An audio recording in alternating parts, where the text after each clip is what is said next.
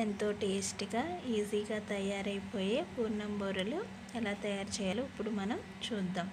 ఈ పూర్ణం బూరెలు లక్ష్మీదేవికి చాలా ఇష్టం అంటండి. అందుకనే మనం శ్రావణ శుక్రవారం పండగల్లోనూ ఎక్కువగా చేస్తూ ఉంటాం, దివాళీకి అలాంటి వాటిల్లో.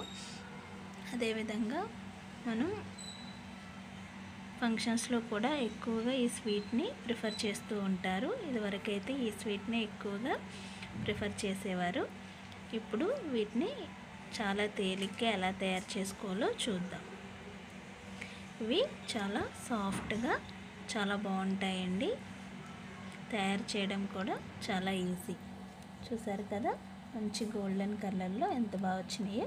ఇప్పుడు దీన్ని ఎలా తయారు చేయాలో చూద్దాం. శనగపప్పు బూరెలు తయారు చేసుకోవడానికి ముందుగా ఒక గ్లాస్ శనగపప్పు తీసుకుని దాన్ని 3-4 అవర్స్ నానబెట్టుకుంటే ఫాస్ట్గా కుక్ అవుతుంది.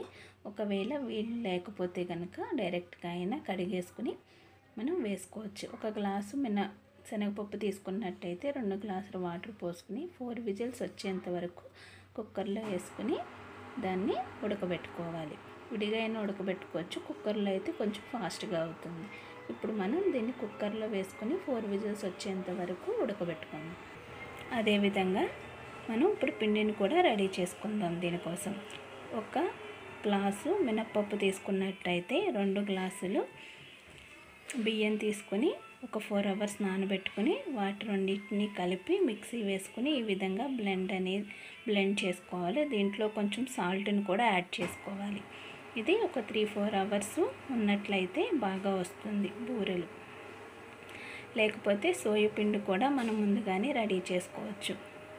దానికోసం ఒక గ్లాసు మినప్పప్పు తీసుకున్నట్టయితే ఒక గ్లాసు బియ్యం తీసుకుని వీటి రెండింటిని కలిపి పిండి పట్టేసుకుని దాన్ని ముందు రోజుగానే వాటర్ కలుపుకొని ఉప్పు వేసుకుని కొంచెం నానబెట్టి ఉంచుకున్నా కూడా అది కూడా యాడ్ చేసుకోవచ్చు. మీకు ఏది వీలుగా ఉంటే అది యాడ్ చేసుకోండి.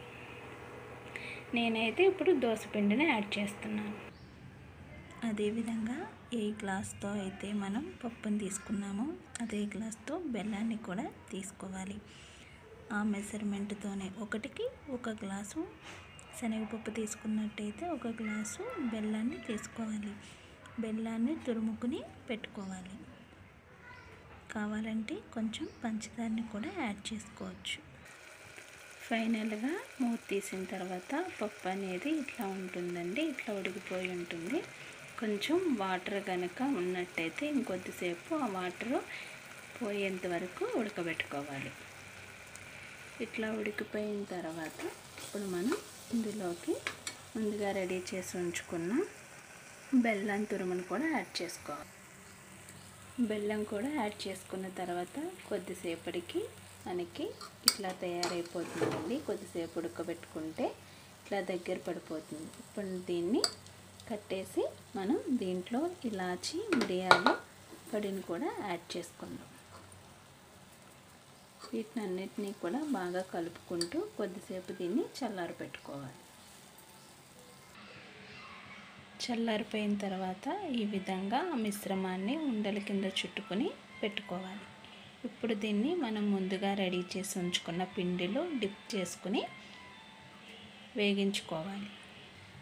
తర్వాత ఒక మూకెట్లో ఆయిల్ను పోసుకుని ఆయిల్ హీట్ ఎక్కిన తర్వాత ముందుగా రెడీ చేసి ఉంచుకున్న ఈ బాల్స్ని ఆ మిశ్రమంలో వేసుకుని గోల్డెన్ బ్రౌన్ వచ్చేంత వరకు వేగించుకోవాలి.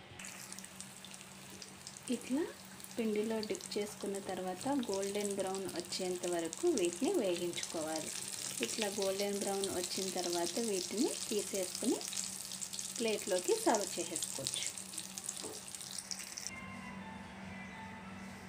ఇప్పుడు మనకి గోల్డెన్ బ్రౌన్లో ఉండే చక్కనైన పూర్ణం బూరెలు రెడీ అయిపోయినాయి. వీటిని ఇప్పుడు మనం తినేయచ్చు.